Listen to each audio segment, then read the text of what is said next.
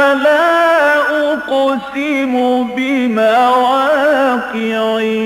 النجوم وإنه لقسم لو تعلمون عظيم إنه لقرآن كريم في كتاب مكنون لا يمسه إلا المطهرون تنزيل من رب العالمين.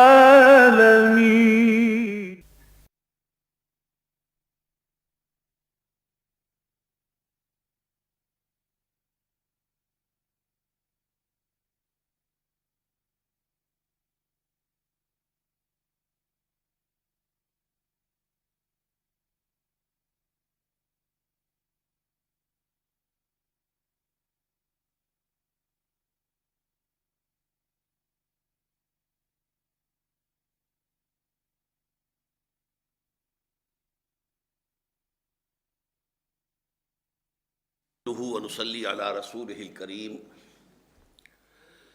اما بعد فقد قال الله تبارك وتعالى كما ورد في سورة النساء اعوذ بالله من الشيطان الرجيم بسم الله الرحمن الرحيم واللاتي ياتين الفاحشة من نسائكم فاستشهدوا عليهن أربعة منكم فإن شهدوا فأمسكوهن في البيوت حتى يتوفاهن الموت أو يجعل الله لهن سبيلا واللذان يأتيانها منكم فآذوهما فإن تابا وأصلحا فأعرضوا عنهما إن الله كان توابا رحيما انما التوبة على الله للذين يعملون السوء بجهالة ثم يتوبون من قريب فأولئك يتوب الله عليهم وكان الله عليما حكيما وليست التوبة للذين يعملون السيئات حتى إذا حضر أحدهم الموت قال إني تبت الآن ولا الذين يموتون وهم كفار أولئك أعتدنا لهم عذابا أليما صدق اللہ العظیم رب اشرح لی صدری ویسر لی امری واحلل عقدۃ من لسانی یفقہوا قولی اللہم ربنا الہمنا رشدنا واعذنا من شرور انفسنا اللہم ارنا الحق حقا وارزقنا اتباعہ وارنا الباطل باطلا وارزقنا اجتنابہ اللہم وفقنا لما تحب وترضى آمین یا رب العالمین۔ سورہ نساء کے تیسرے رکوع کی جو پہلی دو آیات ہیں یہ تفسیر اور تعویل کے اعتبار سے مشکلات القرآن میں سے ہیں۔ ان کی تفسیر کے ضمن میں، تعویل کے ضمن میں بہت سے اقوال ہیں اور بہت سے اختلافات ہیں مفسرین کے، متقدمین کے بھی اور متاخرین کے بھی۔ ان کا موضوع ہے اسلامی معاشرے میں جنسی آوارگی کا سد باب کرنا اور اس کے لیے ابتدائی سزائیں تجویز کرنا۔ ظاہر بات ہے کہ عرب کا جو معاشرہ تھا جس میں کہ اسلام اپنا یہ اصلاحی عمل جو ہے روبے کار لا رہا تھا، وہاں جنسی اعتبار سے معیار جو ہے وہ بہت اونچا نہیں تھا۔ اگرچہ وہ لوگ فطرت کے راہ سے اس طور سے تو نہیں ہٹے تھے جس طور سے کہ حضرت لوط علیہ السلام جس شہروں کی طرف بھیجے گئے تھے، سدوم اور عمورہ، وہاں جو بھی کام ہو رہا تھا وہ تو واقعہ یہ ہے کہ تاریخ انسانی میں اجتماعی سطح پر کسی قوم نے تو وہ کام کیا تھا تو وہ صرف وہی ایک قوم تھی۔ ویسے یہ کہ آج کل کے معاشرے میں، مغربی معاشرے میں، وہ وبا جو ہے بڑی تیزی سے آگے پھیل رہی ہے۔ ہومو سیکشولیٹی، جس میں کہ گیز بھی ہیں، لیسبینز بھی ہیں، ان کی سوسائٹیاں ہیں، ان کے بڑے بڑے ادارے ہیں اور انہوں نے باقاعدہ انسٹیٹیوشنز کی شکل اختیار کر لی ہے۔ تو یا تو یہ معاملہ اس وقت تھا حضرت ابراہیم علیہ السلام کے زمانے میں سدوم اور عمورہ کی بستیوں میں جس کی طرف حضرت لوط علیہ السلام بھیجے گئے تھے، یا پھر یہ آج کے مغربی معاشرے میں ہے، ورنہ عام طور پر دنیا میں اس فعل کا ارتکاب شاذ و نادر ہوتا ہے۔ تو چنانچہ عرب میں بھی اس وقت اس کا زیادہ رواج نہیں تھا، لیکن یہ کہ عام طور پر زنا کا رواج موجود تھا اور اس میں ہر طرح کا معاملہ تھا۔ اس میں جو ڈسپلن ہے کہ انسان اپنی شہوت کے تقاضوں کو ایک معین قانونی طریقے پر پورا کرے، جو جائز راستہ ہے اس سے اس کو اپنی خواہش پوری کرنی چاہیے، اس کے لیے یہ کہا جا سکتا ہے کہ آوارگی بھی تھی، بلکہ انارکی کی حد تک معاملہ تھا۔ اس میں یہ پہلی دو آیتیں آ رہی ہیں قرآن مجید میں، فرمایا واللاتی یاتین الفاحشۃ من نسائکم، اور وہ جو تمہاری عورتوں میں سے فاحشہ کا ارتکاب کرے، بے حیائی، الفاحشہ انتہائی بے حیائی والی بات، یہاں لفظ زنا نہیں آیا ہے، بے حیائی والی بات آئی ہے۔ اس اعتبار سے گنجائش موجود ہے کہ اس میں زنا بھی مراد ہو، یا یہ کہ عورتوں کا عورتوں ہی سے شہوت رانی کا معاملہ، جو لیسبین آج کہلاتی ہیں، ان کا معاملہ بھی اس کے اندر شامل ہو سکتا ہے جہاں تک لفظ کا تعلق ہے۔ خود زنا کو بھی قرآن مجید میں سورہ بنی اسرائیل میں فاحشہ کہا ہے، وَلَا تَقْرَبُوا الزِّنَا إِنَّهُ كَانَ فَاحِشَةً وَسَاءَ سَبِيلًا، تو الفاحشہ بہت بڑی بے حیائی، واللاتی یاتین الفاحشۃ من نسائکم، اور وہ کہ جو تمہاری بھی عورتوں میں سے، مسلمانوں میں سے اس بہت بڑے فحش کام کا، بڑی بے حیائی کا ارتکاب کریں، فاستشہدوا علیہن اربعۃ منکم، تو گواہ طلب کرو ان پر اپنے میں سے 4 مرد، 4 مردوں کی گواہی۔ زنا کے مقدمات میں شریعت اسلامی میں عورت کی گواہی جو ہے وہ معتبر نہیں ہے، 4 مردوں کی گواہی، وہ مرد بھی قابل اعتماد ہو، فاسق و فاجر نہ ہو، آوارہ نہ ہو، بلکہ قابل اعتماد 4 گواہ ہوں، تو گواہی طلب کرو 4 افراد کی۔ اور یہ گواہی جو ہے جس نوعیت کی حدیث میں آئی ہے، وہ اگرچہ اب حیا مانے ہے کہ میں الفاظ استعمال کروں، لیکن یہ کہ مجبوری ہے کہ حضور نے فرمایا کہ 4 آدمیوں نے اس طور سے دیکھا ہو جیسے کہ سرمے دانی کے اندر سلائی ہوتی ہے، اس کیفیت کا مشاہدہ ہوا ہو، تب جا کر وہ جو زنا کا جو ہے نصاب ہے کہ اس میں گواہی کا کتنا نصاب ہے، اس کیفیت میں 4 آدمیوں نے دیکھا، اور یہ بہرحال معلوم ہو جاتا ہے انسان کو کہ یہ آسان کام نہیں ہے۔ گویا کہ زنا کا مقدمہ قائم کرنا اسلامی ریاست میں ہر کسی کا کام نہیں ہے، آسانی سے نہیں ہے، بلکہ آگے چل کر آپ کو معلوم ہے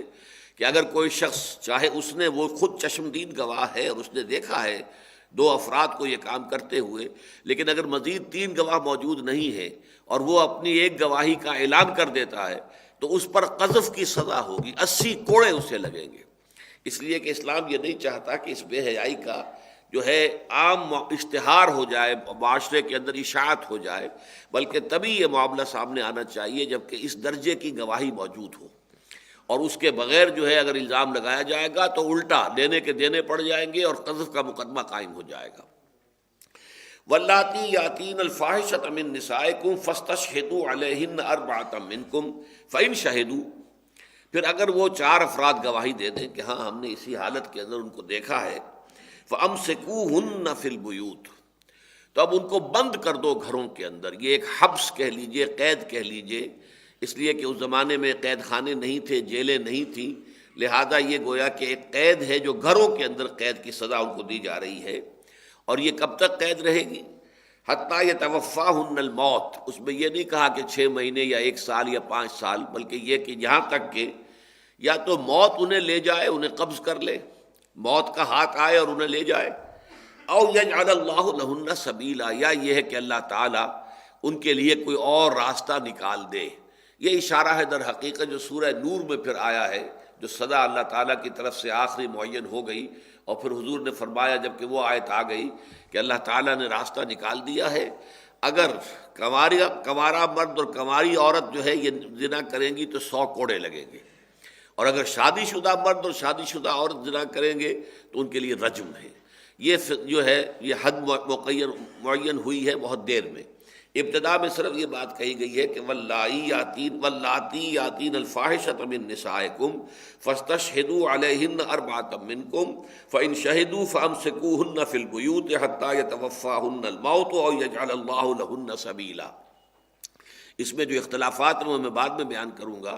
اس کی تعویل میں اور اس کی تفسیر میں۔ ابھی آپ دوسری آیت بھی ساتھ ہی پڑھ لیجئے۔ واللذان یاتیانہا منکم، اور وہ دونوں کے جو تم میں سے اس فعل کا، اس فحش کام کا ارتکاب کریں، فآذوہما، تو ان دونوں کو تکلیف پہنچاؤ، تکلیفیں دو، اذیتیں دو، ان کو جو بھی کوئی تعزیر کے انداز میں جو بھی ان کو تکلیف دی جا سکتی ہے، زبان سے بھی برا بھلا کہنا، شرم دلانا، کیا کام تم نے کیا ہے تم سوچو، اور یہ کہ ہاتھ سے مارنا، زد و کوب کرنا، کوڑے مارنا، یہ مختلف تعزیرات کی شکلیں ہو سکتی ہیں کہ جو وقت کا جو حاکم ہے، قاضی ہے، وہ صورت معاملے کے بارے میں دیکھ کر اور اس پر فیصلہ کر سکتا ہے۔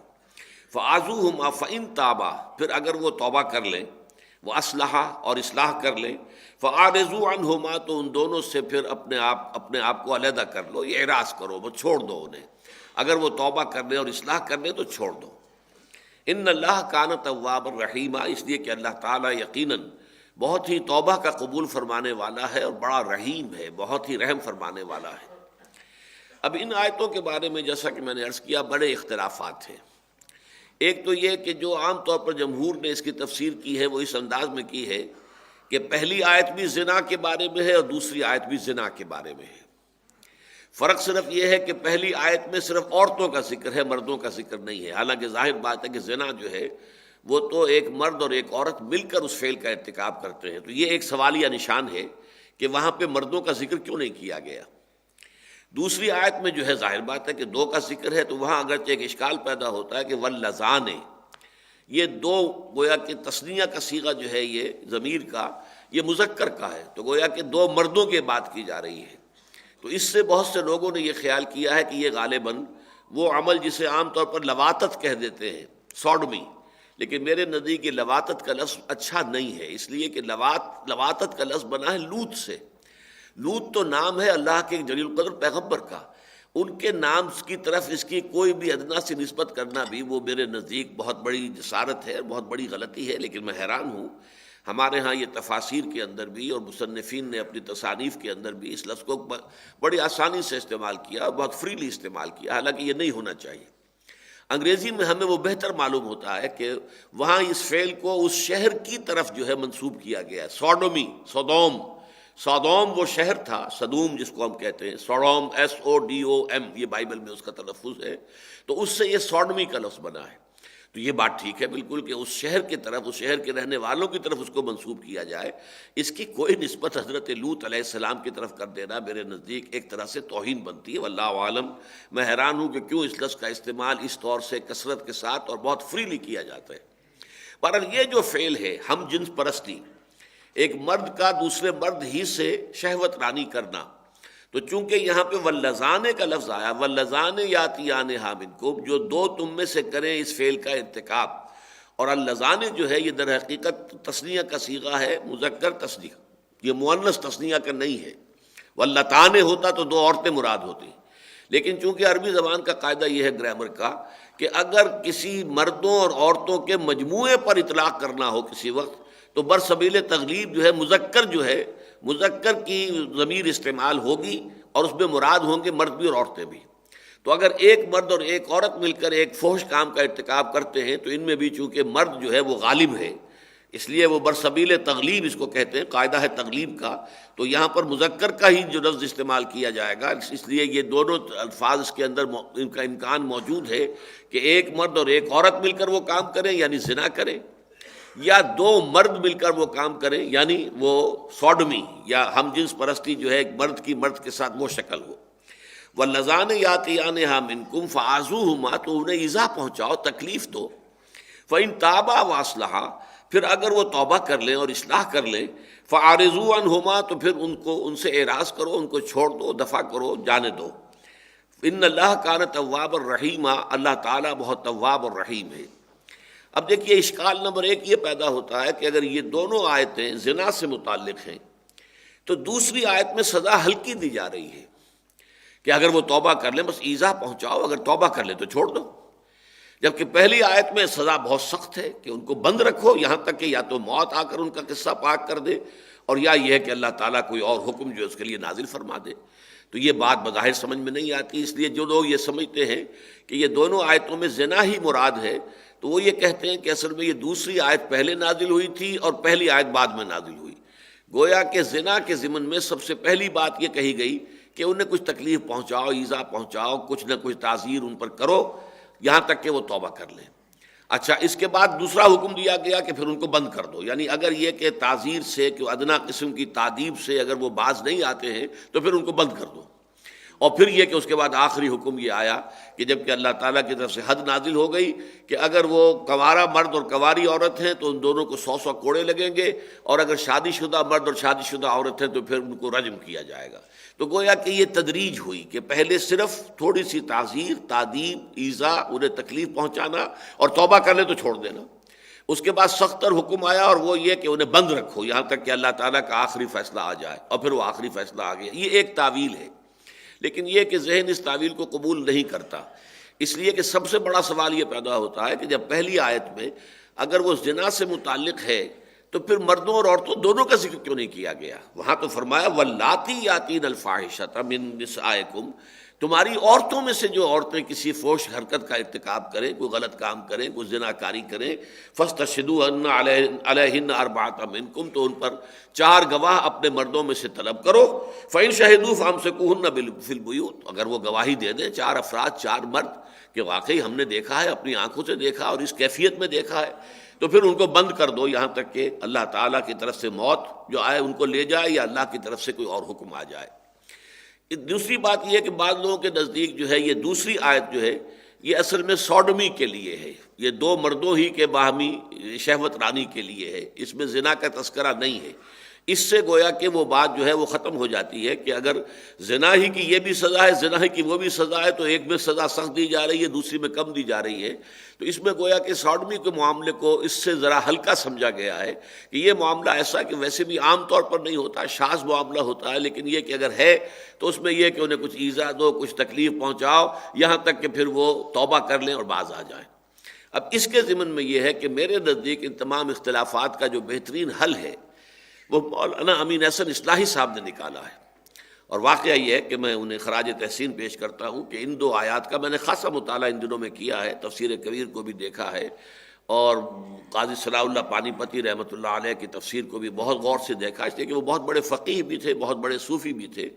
اور یہ کہ مفسر تو ہیں ہی بہت بڑے، تفسیر مظہری ان کی بہت اعلیٰ پائے کی تفسیر ہے۔ پھر ہمارے آج کل کے زمانے میں مولانا مودودی کی جو تفہیم القرآن ہے اس کا بھی میں نے مطالعہ کیا، اور پھر تدبر قرآن کا بھی کیا، اور مفتی محمد شفیع صاحب کی معارف القرآن کا بھی مطالعہ کیا۔ میں اس نتیجے پر پہنچا ہوں کہ جو تعویل کی ہے مولانا اصلاحی صاحب نے وہ یہاں بہترین ہے،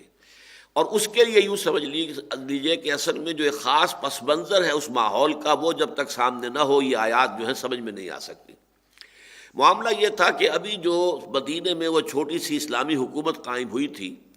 ابھی اس کا اقتدار مستحکم نہیں تھا، ابھی صورت یہ نہیں تھی کہ مدینے والوں سب کے اوپر، جسے آج کل مشرف صاحب کہتے ہیں ریٹ آف دی گورنمنٹ، جو ہے ریٹ آف دی گورنمنٹ کام نہیں کر رہی ہے، تو در حقیقت وہ دائرہ اقتدار اور دائرہ اختیار جو ہے حکومت کا وہ پورے طور پر تمام مدینے والوں کے اوپر چھایا ہوا نہیں تھا، اس لیے کہ ظاہر بات ہے کہ مدینے میں یہودی قبیلے آباد تھے، اور یہودی قبیلے ظاہر بات ہے کہ حضور کے ماتحت نہیں تھے، ان کا اپنا نظام تھا، ان کے اگر کوئی جرم کرتے تھے تو وہ اپنی سزائیں دیتے تھے، ان کی اپنی عدالتیں تھیں، ان کے اپنے فقہا تھے، ان کے اپنے قاضی تھے۔ پھر اسی طریقے سے اس معاشرے میں منافق بھی تھے، وہ منافق جو ہے ان کے اوپر بھی پورے طور سے دباؤ پورے طریقے سے نہیں تھا کہ جو بھی شخص اوس اور خزرج کا آدمی ہے تو جو آپ کھلے بندوں ان کو سزا دے سکتے ہو، نہیں، بلکہ قبائلی طور پر عصبیت کے بھڑک اٹھنے کا امکان ہوتا تھا کہ کسی اگر اوسی کو سزا دے دی گئی ہے تو کہیں اوس کا قبیلہ جو ہے، اس کا گھرانہ جو ہے، اس کا حمایتی بن کر کھڑا نہ ہو جائے، کسی خزرجی کو اگر سزا دے دی گئی ہے تو خزرجی کھڑا نہ ہو جائے۔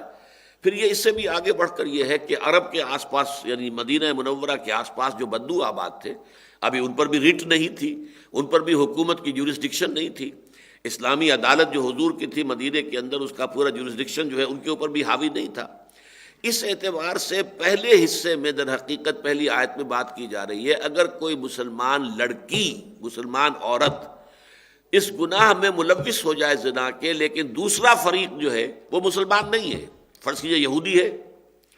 ایک کنیز ہے، مسلمان لڑکی ہے، مسلمان باندی ہے، لونڈی ہے، کنیز ہے، اور آپ کو معلوم ہے کہ کنیزوں کا معیار اخلاق اس زمانے میں ابھی اتنا اونچا نہیں تھا، وہ تو قرآن مجید نے رفتہ رفتہ جو ہے آ کر اس میں اصلاح کی ہے،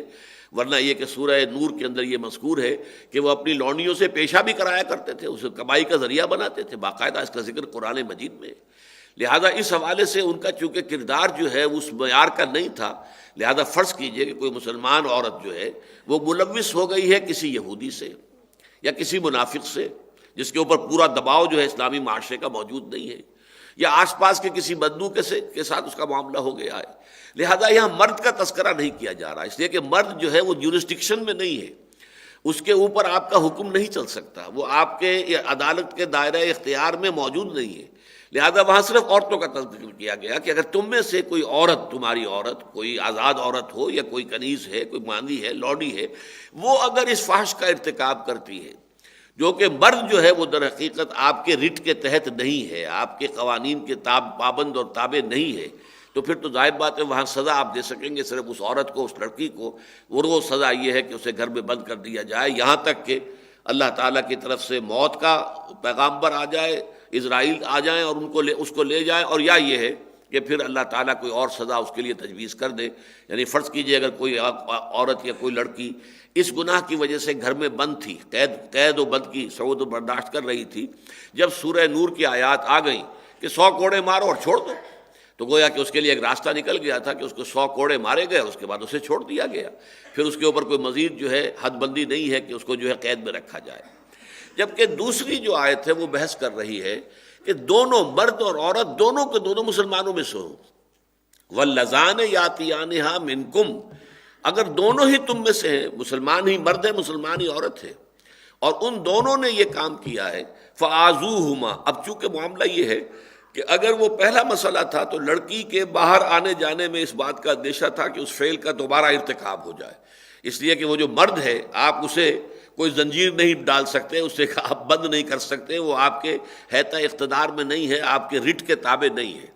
کہ یہاں معاملہ چونکہ دونوں کا ہے، مسلمان مرد اور مسلمان عورت، اور وہ دونوں مسلمان معاشرے میں ہیں، ان پر اخلاقی دباؤ بھی پورا ڈالا جا سکتا ہے اور ان کی مانیٹرنگ بھی پوری ہو سکتی ہے، دیکھ بھال ہو سکتی ہے کہ انہوں نے واقعی اپنی اصلاح کر لی ہے یا نہیں کر لی ہے، لہذا ان کے لیے ابتدائی حکم یہ دیا گیا کہ واللذان یاتیانہا منکم فآذوہم، تو انہیں ایذا پہنچاؤ۔ یہ ایذا جو ہے یہ ظاہر بات ہے کہ ایذا کا لفظ بہت وسیع ہے، اس کے اندر ایذا میں رجم بھی ایذا میں آ جائے گا، اس لیے کہ رجم میں بھی تکلیف دی جاتی ہے، پتھر مار مار کے جو ہے انسان کو، عورت کو یا مرد کو ہلاک کیا جاتا ہے، تو ایذا کا لفظ بہت وسیع ہے، لیکن یہ کہ عام خیال یہ ہے کہ یہ تعزیر ہے، زبانی ایذا یا کچھ زد و کوب، کچھ مارنا، کچھ پیٹنا، اور اس کے بعد اگر وہ توبہ کر لیں اور اصلاح کا اپنا پختہ وعدہ کریں، ان تابا و اصلحا فاعرضوا عنہما، تو ان کو چھوڑ دیا جائے۔ ان اللہ کان توابا رحیما، اس لیے کہ اللہ تعالیٰ بہت توبہ کا قبول فرمانے والا اور بہت رحم فرمانے والا ہے۔ البتہ اس کے بعد جب پھر سورہ نور کی آیات آ گئی تو پھر وہاں معاملہ طے ہو گیا کہ زانی مرد ہو یا زانی عورت ہو، والزانیۃ والزانی فاجلدوا کل واحد منہما 100 جلدہ، ہر ایک کو ان میں سے 100 کوڑے مارے جائیں گے۔ اور جہاں تک شادی شدہ کا معاملہ ہے وہ قرآن مجید میں اس کا تذکرہ نہیں ہے، وہ حدیث نبوی سے اور سنت رسول سے ثابت ہے کہ رجم کیا جائے گا۔ اس ایک معاملے کے اندر، بلکہ 2 معاملات میں نبی اکرم صلی اللہ علیہ وسلم نے جو شریعت موسوی تھی اس کے حکم کو بحال رکھا ہے۔ ایک قتل مرتد کا معاملہ ہے کہ اگر کوئی مسلمان مرتد ہو جائے تو اس کو قتل کرنا، اور ایک رجم ہے، زانی اور زانیہ کے جو شادی شدہ ہوں ان کی سزا رجم، حد۔ یہ چیزیں دونوں قرآن میں نہیں ہیں، البتہ یہ دونوں چیزیں شریعت موسوی علیہ السلام سے حضور صلی اللہ علیہ وسلم نے اخذ کی ہے اور اپنی سنت کی دلیل پر ان کو رائج کیا ہے، وہ ہماری شریعت کے اندر اب گویا کہ حدود اللہ میں شامل ہے۔ یہاں میں خاص طور پہ تھوڑا سا تذکرہ کر دوں کہ اس میں چونکہ واللذان یاتیانہا منکم فآذوہما، اس میں ایک امکان ہے کہ یہ سوڈمی کی بات ہو رہی ہو، ہم جنس پرستی کی، بلکہ ابو مسلم اصفہانی ایک بہت بڑے مفسر ہیں، اگرچہ وہ معتزلہ میں سے ہیں۔ معتزلہ ان کو کہا جاتا ہے جو ریشنلسٹ لوگ تھے، عقل سے زیادہ بات کرتے تھے، نقل سے اور روایات کے حوالے سے زیادہ وہ بات نہیں کرتے تھے، نہ بات مانتے تھے، بلکہ وہ جو ریشنل اور استدلال ہے اس کا زیادہ سہارا لیتے تھے۔ تو معتزلہ کے بہت بڑے مفسر ہیں ابو مسلم اصفہانی۔ ہمارے عام مفسرین تو ان کا تذکرہ بھی کرنا پسند نہیں کرتے، اس لیے کہ معتزلہ میں سے ہیں، لیکن امام فخر الدین رازی رحمۃ اللہ علیہ کا معاملہ بڑا عجیب ہے، چونکہ وہ خود ریشنلسٹ ہیں، اگرچہ ہیں اہل سنت میں سے، لیکن عقل اور منطق اس کے حوالے سے ان کی تفسیر جو ہے وہ بہت ہی مدلل اور بہت یوں سمجھیے کہ عقلی دلائل کے اوپر مبنی تفسیر ہے۔ تو وہ عام طور پر تذکرہ کرتے ہیں ابو مسلم اصفہانی کا۔ اس کا قول یہ ہے کہ یہ جو پہلی آیت ہے یہ لیسبینز کے لیے ہے، وہاں پہ مردوں کا تذکرہ اس لیے نہیں کیا گیا کہ واللاتی یاتین الفاحشۃ من نسائکم، وہ تم میں تمہاری عورتوں میں سے کہ جو آپس میں فحش کا ارتکاب کریں، عورت سے. یہ لیسبین جو ہے پہلے بھی موجود تھا، سحاق اس کو کہا جاتا تھا، لیکن یہ ہے کہ بہت شاذ، جیسا کہ میں نے عرض کیا تھا، یہ زندگی کی شاہراہ نہیں بلکہ اس سے کٹی ہوئی پگڈنڈیاں ان کو کہیں گے. مولانا مودودی صاحب نے یہ الفاظ استعمال کیے ہیں، اور ابھی ابو مسلم اصفہانی پر تنقید کی ہے کہ ابو مسلم اصفہانی نے یہ بات ذہن میں نہیں رکھی کہ قرآن مجید پگڈنڈیوں کے بارے میں باتیں نہیں کیا کرتا، قرآن مجید جو مین شاہراہ ہے انسانی زندگی کی اس کے بارے میں بات کرتا ہے. تو اصل شاہراہ پر تو اصل میں زنا ہے، جس کے داعیات جو ہیں وہ مرد اور عورت دونوں کے اندر ہے، موجود ہیں. لیکن یہ ہے کہ اب سوڈمی اگر ہے، گیز ہے مردوں میں سے، ان میں سے ایک فاعل ایک مفعول ہے. اب مفعول کے لیے ظاہر بات ہے کہ اس کے لیے طلب نہیں ہے، کہ اس کے لیے لذت کا معاملہ نہیں ہے، وہ ساری کی ساری اگر لذت ہے تو وہ فاعل کے لیے. لیکن زنا کا معاملہ مشترک ہے، اس پہلو سے جو اصل مرض ہے وہ زنا ہے. لیکن یہ کہ ابو مسلم اصفہانی نے یہ کہا ہے کہ اس سے مراد ہے لیسبینز. اگر عورتیں آپس میں شہوت رانی کریں تو اس کا نتیجہ کیا ہوگا کہ انہیں بند کر دو، اور اس بند کرنے کے بعد جب تک کہ کوئی اللہ تعالیٰ کی طرف سے کوئی اور حکم نہ آ جائے یا موت ان کو جو ہے نہ لے جائے. یہ ہے ابو مسلم اصفہانی کی رائے، اگرچہ اسے ہمارے مفسرین نے تسلیم نہیں کیا، بلکہ جیسا کہ میں نے عرض کر چکا ہوں ابھی، میں نے اس ضمن میں جو تسلیم کی ہے، جو زیادہ قبول کی ہے میرے ذہن اور دل نے، جو بات وہ مولانا امین احسن اصلاحی صاحب کی ہے کہ اس میں مراد ہیں وہ عورتیں جو مسلمان عورتیں، چاہے وہ حرہ ہوتی تھیں یا یہ کہ وہ کنیزیں تھیں، وہ اگر ایسے لوگوں سے، یہودی سے یا کسی غیر مسلم سے، مشرک سے یا کسی منافق سے کہ جو پورے طور سے اسلامی ریاست کا دباؤ ابھی قبول نہیں کر رہا ہو، اگر ان سے ملوث ہو گئی ہیں زنا کے ارتکاب میں، تو پھر یہ ہے کہ یک طرفہ ہی معاملہ کرنا پڑے گا کہ جن پر ہمارا زور چلتا ہے، جن پر ہمارا رٹ ہے، انہی کو ہم سزا دیں. اور وہ سزا یہ ہے کہ ان لڑکی کو یا اس عورت کو جو سزا دی جائے گی. لیکن یہ واللذان یاتیانہا منکم جو ہے، اس کے اندر چونکہ کافی امکان موجود ہے کہ یہاں مراد سوڈمی بھی ہو، لہذا ہمارے ہاں یہ سمجھ لیجئے کہ، اور یہی ایک آیت ہے قرآن مجید میں کہ جو سوڈمی کے بارے میں ہے اور کہیں ذکر نہیں ہے. بالواسطہ طور پر اگرچہ ذکر ہے قرآن مجید میں دو مقامات پر، ایک تو سورہ معارج میں اور ایک سورہ مومنون کو شروع میں بیان کیا گیا ہے کہ انسان کے لیے شہوت رانی جو ہے مرد کے لیے، اس کے دو ہی طریقے جائز ہیں. والذین هم علی فروجہم حافظون الا علی ازواجہم او ما ملکت ایمانہم فانہم غیر ملومین فمن ابتغى وراء ذلک فاولئک هم العادون. وہ لوگ جو اپنی شرمگاہوں کی حفاظت کرتے ہیں سوائے اپنی بیویوں کے یا اپنی باندیوں، کنیزوں، اپنی لونڈیوں کے، اس کے علاوہ ان کے اوپر تو کوئی الزام نہیں ہے. وہ اگر اس سے اپنی شہوت کی تسکین کرتے ہیں بیوی سے اور اپنی لونڈی اور باندی سے تو کوئی حرج نہیں ہے، کوئی ملامت کے قابل بات نہیں ہے. لیکن فمن ابتغى وراء ذلک، جو اس کے علاوہ کوئی راستہ اختیار کرے گا تو ظاہر بات ہے وہ فاولئک هم العادون، تو وہ حد سے گزر جانے والے ہیں، وہ پھر قابل سرزنش ہیں، قابل سزا ہیں، مستوجب سزا ہیں. اب اس میں ظاہر بات ہے کہ سوڈمی بھی آ گئی، اور اسی میں اگرچہ حیا مانے ہے، لیکن مجھے آج یہ بات واضح کرنی ہے، استمناء بالید بھی ہے ایک، جسے ماسٹربیشن کہتے ہیں. ہاتھ سے ہی انسان جو ہے وہ اپنا تناؤ جو وجود کے اندر شہوت جو ہے اس کا جذبہ مشتعل ہو گیا ہو، تو وجود میں ایک تناؤ کی کیفیت ہوتی ہے. اس تناؤ کو ریلیز کرنے کی ایک شکل یہ ہے کہ ہاتھ سے انسان جو ہے وہ منی کا اخراج کروا دے، تاکہ اس سے یہ کہ اس کو تسکین حاصل ہو جائے. لیکن اس کے بارے میں بھی ہمارے فقہا کا کہنا یہ ہے کہ اگر کسی شخص کو اس طریقے کا اندیشہ ہو کہ وہ اگر یہ کام نہیں کرے گا تو کسی فتنے میں مبتلا ہو جائے گا، کوئی اور برا کام کرے گا، زنا کے اوپر آمادہ ہو جائے گا، یا یہ کہ وہ سوڈمی جو ہے ہم جنس پرستی کا کوئی معاملہ کسی مرد کے ساتھ کرے گا، اگر یہ ہو تو پھر استمناء بالید جائز ہے، یہ حرام نہیں ہے. اگرچہ عام حالات میں یہ بھی اسی کے ذیل میں آ جائے گا، فمن ابتغى وراء ذلک فاولئک هم العادون. تو جیسے سوڈمی حرام ہوگی ایسے ہی یہ بھی حرام ہوگا، لیکن اس کے بارے میں نرمی برتی گئی ہے. باقی جہاں تک کہ یہ جس کو کہ میں نے ابھی بحث کی تھی کہ لواطت کا لفظ جو ہے وہ بار بار زبان پر آتا ہے، اس لیے کہ اکثر وہی استعمال ہوتا ہے، میں سوڈمی کا لفظ استعمال کر رہا ہوں، یا مردوں کی ہم جنس پرستی. اب اس میں پہلی بات تو یہ ہے کہ اس میں بھی گواہی کا وہی سٹینڈرڈ اور وہی نصاب ہے کہ جو زنا کا ہے. 4 افراد عینی گواہ ہوں، یہ ہے در حقیقت 4 افراد کا عینی گواہ ہونا، اور اسی کیفیت میں کہ جیسے سرمدانی میں سلائی ہوتی ہے اس طرح کی کیفیت کے 4 گواہ جو ہے موجود ہوں، تب وہ در حقیقت وہ عمل قوم لوط جو ہے سوڈمی، اس کا مقدمہ جو ہے تب قائم ہوگا. اور اس کے ضمن میں اب ہمارے ہاں اختلاف ہے۔ امام ابو حنیفہ منفرد ہیں، وہ رائے ان کی میں بعد میں عرض کروں گا اس لیے کہ وہ منفرد ہیں، اکیلے ہیں۔ امام مالک، امام شافعی، امام احمد ابن حنبل اور خود امام ابو حنیفہ کے دونوں بڑے شاگرد قاضی ابو یوسف، امام محمد شیبانی، یہ اس پر متفق ہیں کہ یہ جو جرم ہے سوڈمی، یہ جو ہم جنس پرستی ہے مردوں کی آپس میں، وہ بالفعل اسی طریقے سے جیسے کہ سلائی جو ہے وہ اس میں ہو سرمے دانی کے اندر، یہ بھی قابل حد ہے، اس کے اوپر حد وہی ہے کہ جو زنا کی ہے۔ یہ زنا کے بالکل ہم وزن عمل ہے، اور اس پر ہوگی کہ اگر وہ غیر شادی شدہ ہے تو ان کو 100 کوڑے مارے جائیں گے، اور اگر شادی شدہ ہے تو رجم کیا جائے گا۔ اور یہ حد ہے، یہ حد ہے، یعنی یہ کہ اس میں کوئی کمی بیشی کرنا کسی مسلمان حاکم کے لیے، کسی قاضی کے لیے ممکن نہیں ہے۔ حدود وہی کہلاتی ہیں، وہ چیزیں کہ جن کی سزا شریعت میں ایسے معین ہو گئی ہے کہ اس میں کوئی کمی بیشی کرنا آپ کے لیے ممکن نہیں ہے۔ چور کا ہاتھ کاٹ دینا یہ حد ہے، حد جاری کرنی پڑے گی، آپ اپنی مرضی سے اس میں کوئی کمی بیشی نہیں کر سکتے۔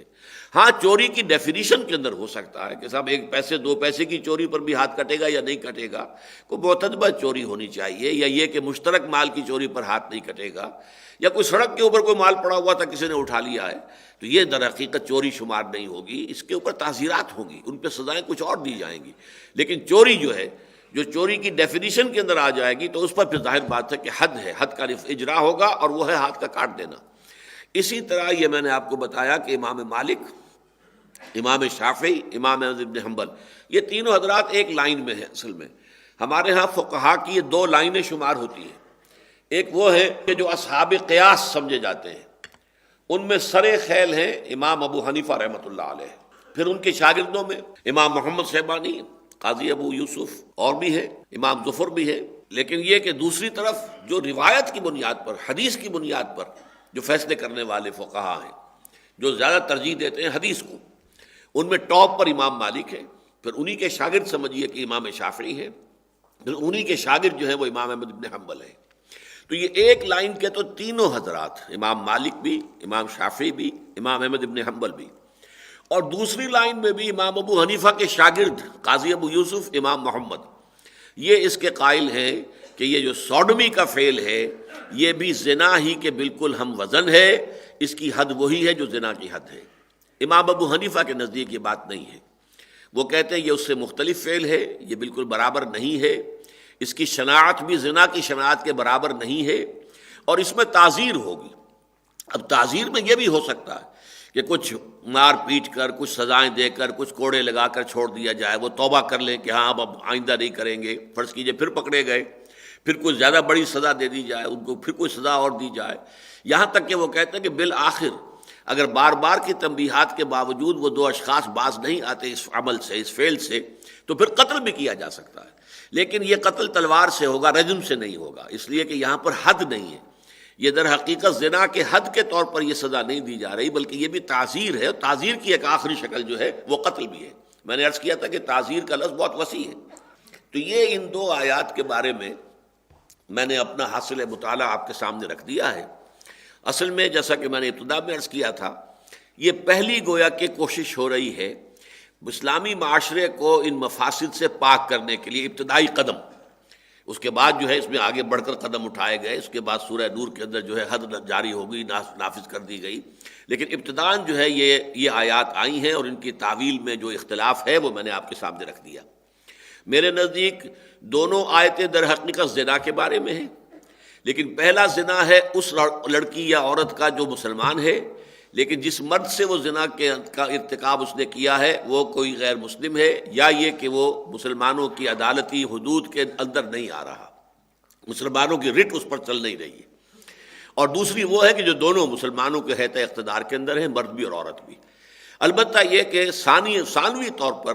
اس دوسری آیت سے اس سوڈومی کے ضمن میں بھی جو نکلتے ہیں احکام وہ میرے نزدیک صحیح ہیں، اور ان کو ہم ثانوی درجے کے اندر یہاں سے ان آیات سے مبنی اور ان سے مستخرج قرار دے سکتے ہیں۔ اب چونکہ یہاں لفظ توبہ آ گیا تھا، فَإِن تَابَا وَأَصْلَحَا فَأَعْرِضُوا عَنْهُمَا،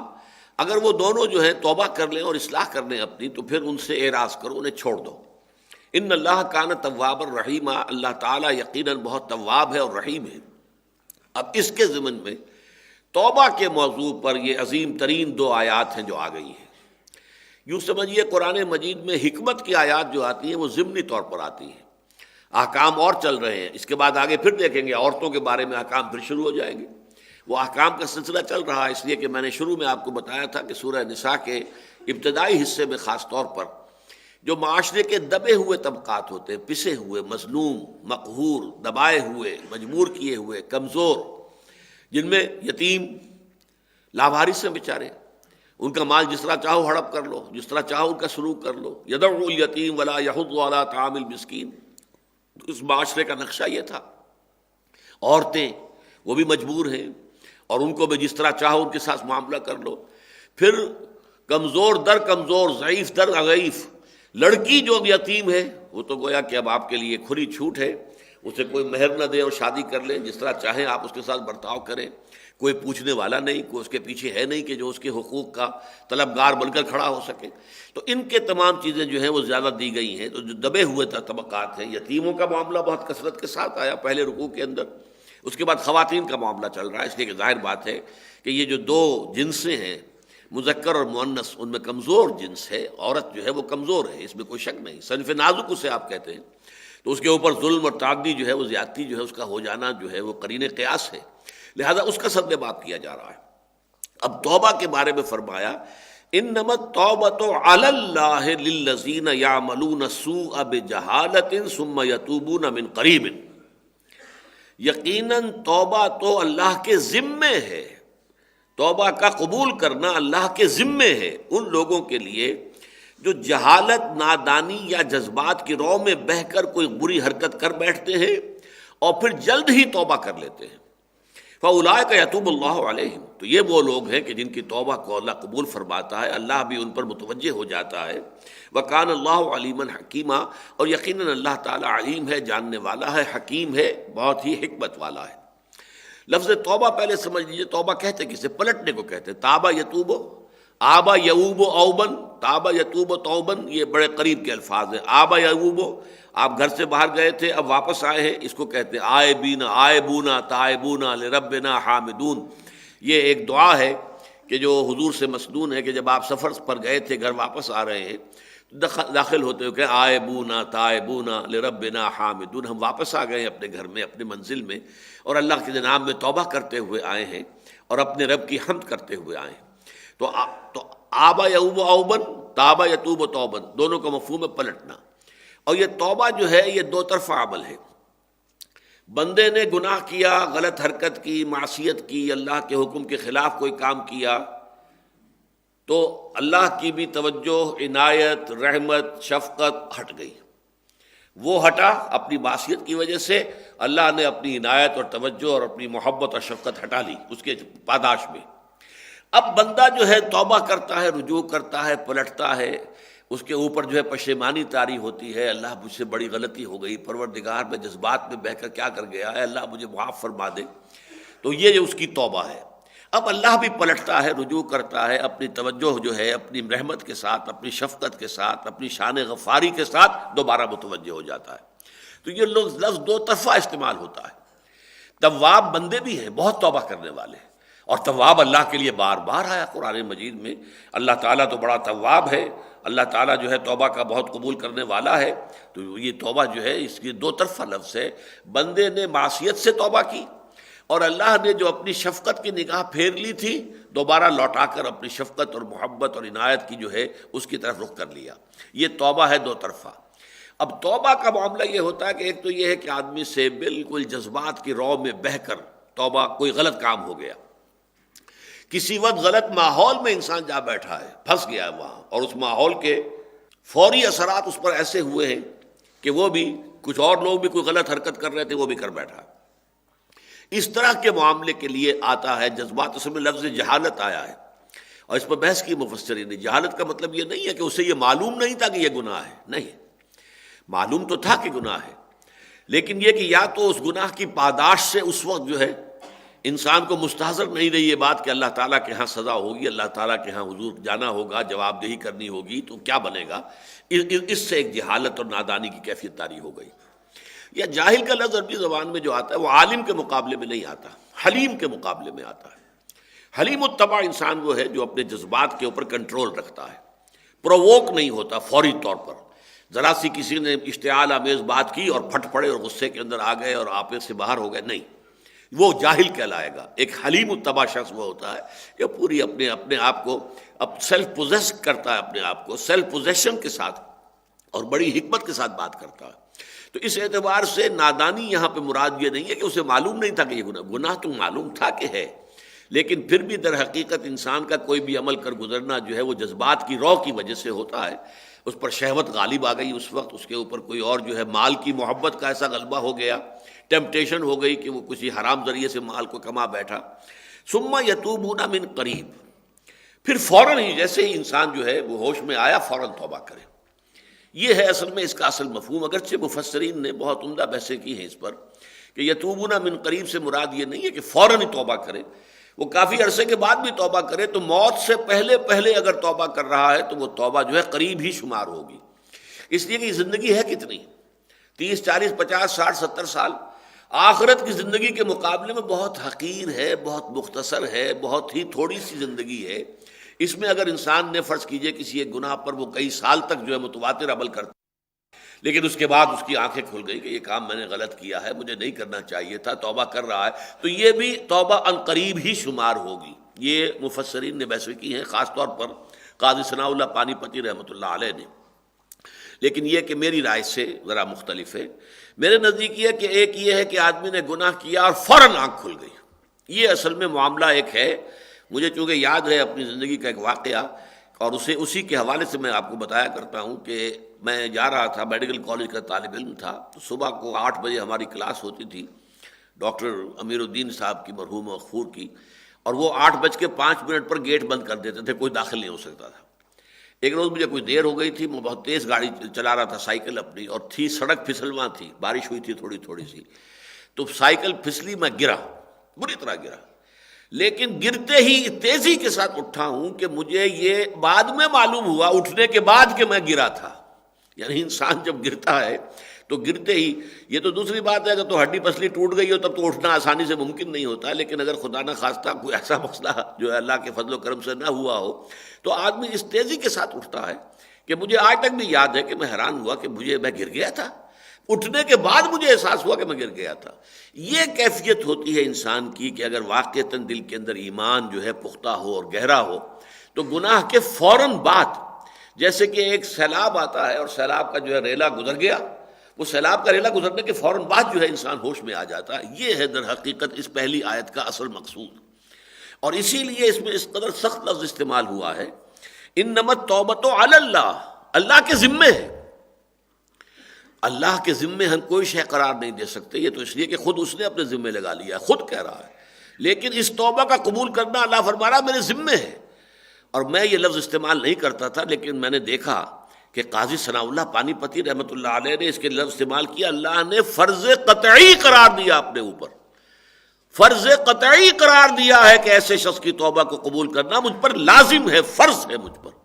ویسے الفاظ کے اندر اسی کا انداز ہے، انما التوبۃ علی اللہ للذین یعملون السوء بجہالۃ ثم یتوبون من قریب، وہ لوگ کہ جو کوئی گناہ کا ارتکاب کرتے ہیں، کوئی بری حرکت کرتے ہیں، وہ جذبات کی رو میں بہہ کر کسی غلط ماحول کے اندر حالات یا جذبات کا ریلا آتا ہے، کچھ اور ہے، فوراً کر بیٹھے، لیکن فوراً ہی پھر وہ اگر جو ہے ہوش میں آ گئے اور انہوں نے اللہ کی جناب میں توبہ کی، فوراً پشیمانی طاری ہو گئی، تو اللہ تعالیٰ کے ذمے ہے، اللہ کے ذمے فرض ہے کہ وہ اس توبہ کو قبول کرے۔ فَأُولَٰئِكَ يَتُوبُ اللَّهُ عَلَيْهِمْ وَكَانَ اللَّهُ عَلِيمًا حَكِيمًا، اللہ تعالیٰ علیم بھی ہے، حکیم بھی ہے۔ وَلَيْسَتِ التَّوْبَةُ لِلَّذِينَ يَعْمَلُونَ السَّيِّئَاتِ، اور توبہ کا یہ حق ان لوگوں کے لیے نہیں ہے کہ جو برائیاں کرتے رہتے ہیں حَتَّىٰ إِذَا حَضَرَ أَحَدَهُمُ الْمَوْتُ، یہاں تک کہ جب کہ ان میں سے کسی کا موت کا معاملہ آ جائے، موت کا وقت آ جائے، موت سرہانے آن کھڑی ہوئی ہو، قال انی تبت الآن، تو اس وقت وہ کہے کہ میں اب توبہ کرتا ہوں۔ وَلَلَّذِينَ يَمُوتُونَ وَهُمْ كُفَّارٌ، اور نہ ہی ان لوگوں کے لیے توبہ کا کوئی حق ہے کہ جو مر جائیں کفری کی حالت میں، کہ وہ بھی کہیں گے جا کر وہاں تو اللہ تعالیٰ کے ہاں قیامت کے دن پروردگار اب توبہ کرتے ہیں، ہم باز آ گئے، ربنا ابصرنا وسمعنا فرجعنا نعمل صالحا انا موقنون، پروردگار اب ہم نے دیکھ لیا، حقیقتیں ہم پر منکشف ہو گئی، 14 طبق ہمارے روشن ہو گئے، ہم نے حقیقت سن بھی لی دیکھ بھی لی، اب ہمیں ذرا ایک دفعہ دنیا میں بھیج دے تو ہم وہ کام نہیں کریں گے جو پہلے ہم کرتے تھے، اب ہمیں یقین کامل حاصل ہو گیا ہے، اس کے مطابق صحیح کام کریں گے۔ وہ توبہ وہاں قبول نہیں ہوگی، نہ وہ توبہ آخرت کے اندر قبول ہوگی، میدان حشر میں قبول ہوگی، یا جہنم میں توبہ کرنے والے کی توبہ قبول ہوگی، نہ ہی اس دنیا میں جب موت کے آثار شروع ہو جائیں تو پھر توبہ کا دروازہ بند ہو جاتا ہے۔ اس کے لیے جو لفظ آیا ہے حدیث میں وہ یہ ہے ما لم یغرغر، توبہ جو ہے جب تک کہ یہ گھنگرو نہیں بولتا انسان کے حلق میں۔ آپ کو معلوم ہے کہ آخری وقت میں جو ہے وہ بلغم وغیرہ جب جو ہے وہ ٹریکیا وغیرہ کے اندر اور پھیپھڑوں کے اندر بولتا ہے تو وہ آخری وقت میں نزا کے وقت جو گھنگرو سا بول رہا ہوتا ہے حلق کے اندر، یہ غرغر ہے۔ معلم یغرغر، جب تک یہ کیفیت نہیں ہوتی توبہ کا دروازہ کھلا ہوا ہے۔ امید دلائی گئی ہے، یقین نہیں دلایا گیا۔ یقینی تو توبہ وہ ہے اللہ کے ذمے کہ جو انسان نے غلطی کی اور فوراً توبہ کر لی۔ البتہ اس میں بھی علماء کا اتفاق ہے کہ فرض کیجئے اس کے بعد پھر کبھی وہی موقع پیش آ گیا، پھر خطا ہو گئی، پھر غلطی ہو گئی، پھر جذبات کی رو میں بہ گئے، پھر توبہ کی، پھر کیا، پھر کوئی حرج نہیں۔ توبہ تواب اسی لیے کہا گیا ہے کہ توبہ کرتے رہنے والا، کل بنی آدم خطاؤن وخیر الخطائین توابون، تمام بنی آدم انتہائی خطا کار ہیں، سب کے سب خطا کار ہیں۔ کون ہے کہ جو گناہ سے بچا ہوا ہے؟ فرق یہ ہے کہ کسی کا کوئی گناہ ہے، کسی کا کوئی اور گناہ ہے۔ کل بنی آدم خطاؤن، اور خطا جو ہے فعال کے وزن پر مبالغے کا صیغہ ہے، تمام بنی آدم انتہائی خطا کار ہیں۔ کل بنی آدم خطاؤن وخیر الخطائین التوابون، اور بہترین جو ہیں ان میں جو خطا کار ہیں ان میں وہ ہیں جو توبہ کرتے ہیں، بار بار توبہ کرتے ہیں۔ اس لیے کہ انسان جب توبہ کرے تو اس کی شرائط ہیں، جس وقت توبہ کرے اس وقت عزم مصمم ہو کہ یہ کام میں نے اب نہیں کرنا ہے۔ فرض کیجئے کہ انسان جو ہے قوی ارادے کا مالک نہیں ہے، اس کا ارادہ ضعیف ہے، کمزور ہے، اس کے اندر جو ہے عزم نہیں ہے، لم نجد لہو عزما، جیسا کہ آیا ہے کہ حضرت آدم علیہ السلام کے بارے میں ہم نے اس میں عزیمت نہیں پائی، ہمت نہیں پائی۔ ہم نے اسے روکا تھا کہ فلاں درخت کا پھل نہ چکھنا، اس نے کھا لیا، فنسی، بھول گیا۔ ولم نجد لہو عزما، ہم نے اس کے اندر کوئی عزم نہیں دیکھا کہ جم جائے آدمی ایک بات کے اوپر۔ تو توبہ کی، ایک تو یہ ہے کہ اس کے بعد جم گیا، کیا کہنے ہیں، نور علی نور۔ لیکن ایک یہ کہ نہیں، پھر حالات آ گئے، پھر کہیں اسی طرح کی کیفیات آئیں، پھر انسان پھسل گیا، پھر غلطی، پھر کھڑا ہو جائے۔ یہ نہیں کہ ایک دفعہ پھسلنے کے بعد دوسری دفعہ پھسل گیا، تیسری دفعہ پھسل گیا تو اب پڑا رہے وہیں پر اور وہیں پر جو ہے ڈیرا لگا لے، نہیں، یہ نہیں، پھر اٹھے، پھر اٹھے، پھر اٹھے۔ نیت کا معاملہ جب تک کہ یغرغر ما لم یغرغر، جب تک کہ یہ غرغرہ جو ہے یہ حلق کے اندر جو ہے گھگرو موت کا نہیں بولتا اور نزع کا عالم نہیں آتا۔ اور یہ حدیث جو ہے حضرت عبداللہ ابن عمر سے رضی اللہ تعالیٰ عنہ نے اس حدیث کو جو ہے امام احمد ابن حنبل نے روایت کیا، امام ترمذی نے، امام ابن ماجہ نے، امام ابن حبان نے، حاکم نے، بیہقی نے، ان سب نے، اور یہ حدیث صحیح قرار دی گئی ہے کہ ما لم یغرغر، جب تک کہ وہ موت کا گھنگرو، نزع کا گھنگرو نہیں بولتا اس وقت تک دروازہ توبہ کا کھلا ہوا ہے۔ اسی طرح ایک اور حدیث ہے جو مسند احمد ابن حنبل میں بھی ہے اور قاضی ابو یعلا نے اس کو نقل کیا ہے کہ اللہ کا اور شیطان کا ایک مکالمہ ہوا۔ شیطان نے کہا، اے رب تیرے عزت و جلال کی قسم، میں ان انسانوں کو گمراہ کرتا رہوں گا، کرتا رہوں گا، کرتا رہوں گا، کرتا رہوں گا، یہاں تک کہ ان کی موت آ جائے۔ اللہ تعالیٰ نے فرمایا، اچھا تو پھر مجھے بھی میرے عزت و جلال کی قسم، میں بھی انہیں معاف کرتا رہوں گا، معاف کرتا رہوں گا، معاف کرتا رہوں گا، معاف کرتا رہوں گا، یہاں تک کہ ان کی موت کا وقت آ جائے۔ ہاں، موت کا وقت آئے گا تو پھر معافی کا دروازہ بند ہو جائے گا۔ یہ بھی بہت ہی عمدہ روایت ہے۔ اسی طریقے سے یہ حدیث جو ہے صحیح مسلم میں ہے حضرت ابو موسیٰ اشعری سے کہ اللہ تعالیٰ دن کے وقت ہاتھ پھیلاتا ہے کہ جس نے رات کو گناہ کیے ہوں توبہ کر لے، اور پھر رات کو ہاتھ پھیلاتا ہے کہ جس نے دن میں گناہ کیے وہ توبہ کر لے، یہاں تک کہ سورج مغرب سے طلوع ہو جائے، جب تک کہ وہ آخری علامات جو ہیں قیامت کی، ان میں سے آپ کو معلوم ہے کہ جو علامات کبریٰ ہیں ان میں سے ایک یہ بھی ہے کہ سورج مغرب سے نکلے بجائے مشرق کے، تو اس کے بعد معلوم ہوا کہ اب زندگی اس دنیا کا جو ہے معاملہ خاتمے کے قریب آ گیا ہے، انفرادی موت نہیں، بلکہ اب یہ اس دنیا کی اجتماعی موت آ گئی ہے تو اس وقت بھی آ کے وہ دروازہ بند ہو جائے گا، ورنہ اللہ تعالیٰ روزانہ اللہ کا ایک ہاتھ جو ہے وہ وسیع ہوتا ہے تاکہ دن کے وقت، تاکہ رات کو جس نے گناہ کیا وہ توبہ کر لے، اور رات کے وقت تاکہ جس نے دن میں گناہ کمایا وہ توبہ کر لے۔ اور توبہ کا اللہ تعالیٰ کے ہاں کیا مقام ہے، ذرا اس کا اندازہ کیجئے۔ ایک بڑی پیاری تمثیل دی ہے حضور نے صلی اللہ علیہ وسلم۔ حضور فرماتے ہیں کہ بندے کی توبہ سے اللہ کو اتنی ہی خوشی ہوتی ہے جتنی کہ، اب ایک تمثیل ہے کہ تم یہ تصور کرو کہ اگر کوئی مسافر ہے لقودق صحرا میں سفر کر رہا ہے اکیلا، ایک اس کا اونٹ ہے، اونٹ ہی پر اس کا پانی ہے، چھاگل ہے وہ بھی اونٹ کے ساتھ بندھی ہوئی ہے، وہ کھانے کی چیزیں تھی وہ بھی اونٹ کے ساتھ ہیں، اونٹ کے اوپر لدی ہوئی ہے۔ وہ تھوڑی دیر کے لیے سستانے کے لیے کسی درخت کے نیچے بیٹھتا ہے اور اس کی آنکھ لگ گئی، آنکھ کھلی تو اونٹ غائب۔ اس نے اونٹ کا جو ہے وہ گھٹنا نہیں باندھا تھا، خطا ہو گئی، غلطی ہو گئی، ورنہ عام طور پر تو بدو یہ کرتے تھے کہ اتنے ہیں تو اونٹ کا ایک جو پاؤں ہے اس کا گھٹنا باندھ دیتے تھے تاکہ وہ دوڑ نہ سکے، اچک اچک کے ادھر ادھر کی کر کے درخت سے کوئی اور کہیں سے کوئی ناشتہ تھوڑا بہت جو کر سکتا ہو کر لے، لیکن دوڑ نہیں سکتا۔ اس نے نہیں باندھا، وہ بھاگ گیا۔ اب وہ کہتا ہے کہ بے تاب ہو کر وہ، حضور فرماتے ہیں کہ مشرق میں، مغرب میں، شمال میں جو دوڑتا ہے، بھاگتا ہے، ادھر ادھر کہیں نظر آئے، اونٹ کا کہیں نام و نشان نظر نہیں آ رہا۔ پھر وہ تنگ آ کر، اب آپ اندازہ کر لیجئے کہ ایک شخص جو ہے موت کا انتظار اب کر رہا ہے، پانی بھی نہیں ہے اس کے پاس، پانی بھی اسی اونٹ پر تھا چلا گیا، کھانا بھی نہیں ہے، کھانا بھی اسی اونٹ پر تھا چلا گیا۔ اب وہ موت کے انتظار میں ہے، اچانک دیکھتا ہے کہ اونٹ کھڑا ہوا، اونٹ تو موجود ہے۔ تو اب وہ کہنا تو یہ چاہتا تھا، اے اللہ میں تیرا بندہ ہوں، تو میرا رب ہے، لیکن اپنا وہ جو اسے یوں سمجھیے کہ خوشی کا جو ایک کیفیت ہے اس میں وہ کہہ یہ بیٹھتا ہے، اے اللہ میں تیرا رب، تو میرا بندہ۔ اس طریقے کی اتنی خوشی ہوتی ہے اللہ کو اپنے بندے کی توبہ سے، کسی گناہ گار بندے کی توبہ سے۔ اس لیے اس معاملے کو ہلکا نہ سمجھے، بہت بڑی شے، ہمارے دین کی حکمت کی روح سے یہ بہت بڑی شے ہے۔ اس میں تھوڑی سی خطا ہوئی ہے اور اس کی وجہ سے کتنے بڑے بڑے گمراہیوں کے طومار جو ہیں پیدا ہو گئے دنیا میں۔ آپ اس کا اندازہ کیجئے کہ یہ جو حضرت آدم علیہ السلام سے خطا ہو گئی تھی، حضرت حوا سے خطا ہو گئی تھی،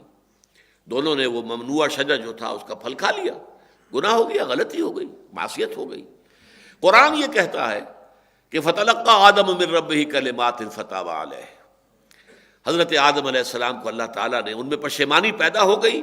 لیکن الفاظ نہیں تھے، کن الفاظ میں اللہ کی جناب میں توبہ کریں، لہذا انہوں نے، اللہ تعالیٰ نے الفاظ تلقین فرما دیے کہ ٹھیک ہے تم توبہ کرنا چاہتے ہو تو یہ الفاظ ہیں، وہ الفاظ ہیں جو سورہ بقرہ کے 4 رکوع میں ہے، ربنا ظلمنا، نہیں یہ سورہ اعراف میں ہے، ربنا ظلمنا انفسنا وان لم تغفر لنا وترحمنا لنکونن من الخاسرین۔ اللہ نے معاف فرما دیا، توبہ، خطا ہوئی، توبہ ہوئی، بات ختم۔ التائب من الذنب کمن لا ذنب لہ، ہمارے ہاں تو تعلیم یہ ہے کہ جس شخص نے گناہ سے توبہ کی ہے وہ ایسے جیسے اس نے گناہ کیا ہی نہیں، اٹس واشڈ آف، صاف ہو جاتا ہے، نامہ اعمال کے اوپر سے دھو دیا جاتا ہے، کوئی دھبا، کوئی اس کا نشان، کوئی آفٹر افیکٹ تک بھی باقی نہیں رہتا۔ یہ توبہ کی کیفیت یہ ہے کہ کمن لا ذنب لہ، التائب من الذنب کمن لا ذنب لہ، توبہ سے گناہ سے توبہ کرنے والا تو ایسے جیسے اس نے گناہ کبھی کیا ہی نہیں تھا۔ لیکن یہ کہ چونکہ تورات میں اس توبہ کا ذکر نہیں آیا کہ حضرت آدم نے توبہ کر لی اور اللہ نے معاف کر دیا، نتیجہ کیا نکلا؟ عیسائیوں نے پھر اس کے اوپر جو ردے چڑھائے ہیں کہ جب آدم نے گناہ کیا تھا تو اس کا مطلب یہ ہے کہ ابن آدم جو بھی پیدا ہو رہا ہے، آدم کی نسل میں جو بھی مرد یا عورت پیدا ہو رہے ہیں سب گناہ گار ہیں، پیدائشی طور پر ہر انسان گناہ گار ہے۔ اچھا پیدائشی طور پر میں گناہ گار ہوں تو اب کیا کروں؟ میں گناہ کیسے دھلے گا؟ بھئی میں نے کوئی غلطی کی ہو میں توبہ کر لوں، میں پیدائشی طور پر گناہ گار ہوں، وہ تو گناہ میں نے کیا ہی نہیں تھا نا، وہ تو مجھے مل گیا ہے وراثت میں۔ اب میرے چہرے کی ایک رنگت ہے، اس رنگت کو تو میں بدل نہیں سکتا، اگر میری خلقت کے اندر گناہ شامل ہے تو میں خود گناہ کیسے دور کروں گا؟ لہٰذا اب انہوں نے فلسفہ تراشا کہ اللہ تعالیٰ نے اپنے اکلوتا بیٹا دنیا میں بھیج کر اور قربانی کا بکرا بنوا کر اور ان لوگوں کی طرف سے جو ہے کفارہ بنا دیا کہ جو عیسیٰ کو مان لے، عیسیٰ کو مان لو گے تو گویا کہ عیسیٰ جو سولی پر چڑھے انہوں نے اپنی جان دی، وہ گویا کہ تمہاری طرف سے کفارہ ہو گئے، اس گناہ کا کفارہ۔ اب یہ دیکھیے ردے پر ردا، غلطی پر خشت اول چون حد معمار کج، تاثریہ بھی ربط دیوار کج. ایک غلطی اگر شروع میں ہو جائے تو اس غلطی کے اوپر ردے رکھتے ہیں اور کہاں سے کہاں بات پہنچ جاتی ہے. اسلام میں یہ کہ توبہ کر لیا. البتہ توبہ کی شرائط ہے.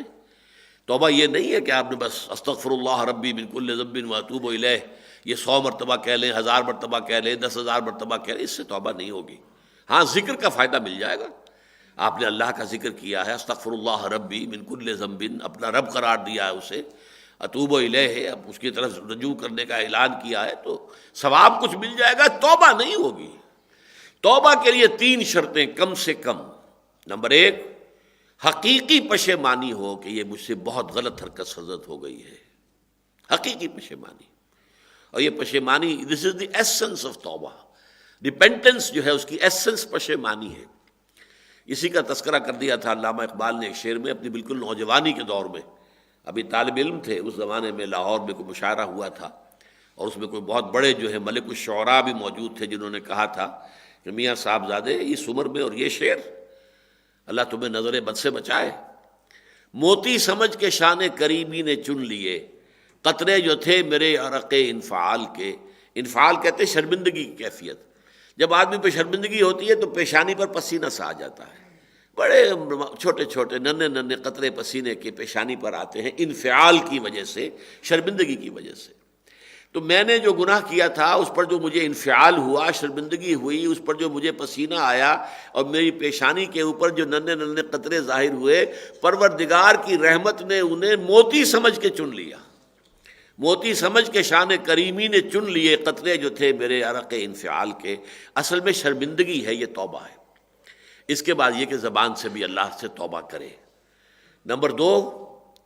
اس گناہ کو چھوڑ دے، بالفعل چھوڑ دے. نمبر 3، اس کے بعد ایک مصمم اور پختہ ارادہ کہ دوبارہ نہیں کروں گا. اس وقت یہ ضروری ہے، لازم ہے کہ اس وقت مصمم ارادہ ہو کہ دوبارہ نہیں کروں گا. البتہ یہ ہو سکتا ہے جیسے کہ میں کہہ چکا ہوں کہ پھر کہیں جذبات کی رو میں پھر پھسل جائے. سڑک جو ہے وہ اس کے اندر پھسلن ہے، پھر پھسل گیا.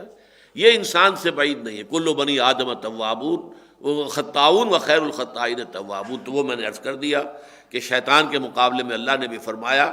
کہ مجھے بھی میری عزت اور میرے جلال کی قسم ہے کہ میں بھی اپنے بندوں کو معاف کرتا رہوں گا یہاں تک کہ موت کا معاملہ آ جائے. اس کے بعد دروازہ بند ہو جاتا ہے. تو گویا کہ یہاں پر ویسے تو جیسا کہ میں نے عرض کیا کہ اس پہلی آیت جو ہے اس میں، اس کی بھی تعویل میں اکثر علماء نے، اکثر مفسرین نے یہ شکل اختیار کی ہے کہ اس سے مراد لازم یہ نہیں ہے کہ فوراً ہی توبہ کی جائے، ثم یتوبون من قریب، بلکہ یہ کہ موت سے پہلے جو بھی توبہ ہے، موت کے آثار شروع ہونے سے پہلے وہ توبہ من قریب ہی شمار ہوگی. یہ رائے ہے اکثر کی. لیکن میری رائے یہ ہے کہ نہیں. یہاں 2 انتہائیں اللہ تعالیٰ نے بیان کر دی ہیں. ایک انتہا مثبت پر طرز کی ہے، مثبت سائڈ کی ہے. انسان سے خطا ہوئی، فوراً اس کو ہوش آیا، فوراً جو ہے پشیمانی ہوئی کہ یہ میں کیا کر بیٹھا ہوں، مجھے یہ نہیں کرنا چاہیے تھا. فوراً اللہ کی جناب میں توبہ کی. یہ توبہ تو وہ ہے کہ جس کو اللہ تعالیٰ نے اپنے ذمے قرار دیا ہے. انما التوبۃ علی اللہ للذین یعملون السوء بجہالۃ ثم یتوبون من قریب. یہ ایک انتہا ہے. دوسری انتہا یہ ہے کہ انسان کرتا رہے، غلط حرام خوری ہے، جو بھی ہے غلط کام کر رہا ہے، یہاں تک کہ موت جو ہے سرانے آ کھڑی، اب کہے کہ میں توبہ کرتا ہوں. یہ توبہ ہے ہی نہیں. اس کی توبہ کی قبولیت کا کوئی سبب. ان کے درمیان جو ہے یہ ایک ایسا ہے، بہت وسیع علاقہ ہے. اس کے اندر بین الخوف والرجا کی کیفیت رہنی چاہیے بندے کی. رجا بھی رہے اللہ تعالیٰ توبہ کا معاف کرنے والا ہے. جب اتنی شد و مت کے ساتھ احادیث کے اندر بھی آیا، اللہ تعالیٰ تو بندے کا کہ توبہ کا منتظر رہتا ہے. اللہ تعالیٰ تو جو ہے اگر بندہ آتا ہے اس کی طرف چل کر، اللہ دوڑ کر آتا ہے. بندہ ہاتھ بھر آتا ہے، بارش بھر آتا ہے تو اللہ ہاتھ بھر آتا ہے. لہذا اللہ تعالیٰ تو بندے کی توبہ کا منتظر ہوتا ہے کہ وہ توبہ کرے. اور اللہ تو ہاتھ پھیلاتا ہے دن کے وقت کہ رات کا گناہ گار جو ہے توبہ کر لے، اور رات کے وقت تاکہ دن کا گناہ گار توبہ کر لے. ان چیزوں کو سامنے رکھا جائے تو اس میں رجا کا پہلو غالب ہونا چاہیے، لیکن خوف کا پہلو ختم نہیں ہو جانا چاہیے. ہو سکتا ہے کہ خطا میری اللہ تعالیٰ معاف نہ فرمائے، ہو سکتا ہے. یہ خوف کا پہلو کسی نہ کسی درجے میں اگرچہ غالب رہنا چاہیے، رجا کا پہلو. اللہ تعالیٰ کی رحمت سے، اس کی شان غفاری، اس سے یہ توقع کہ اللہ تعالیٰ معاف فرما دے گا۔ التائب من الذنب کمن لا ذنب لہ۔ تو یہ توبہ کے بارے میں 2 آیات قرآن مجید میں جو جس یہ موضوع پر، یا تو سورہ فرقان کے آخری رکوع میں آئی ہے بات توبہ کے شرائط کے ضمن میں، اور یا یہ کہ توبہ کی یہ 2 انتہائیں جو یہاں پر بیان کر دی گئی ہیں، یہ 2 مقامات انتہائی اہم ہیں توبہ کی حقیقت کے بارے میں۔ بارک اللہ لی و لکم فی القرآن العظیم و نفعنی و ایاکم بالآیات و ذکر الحکیم۔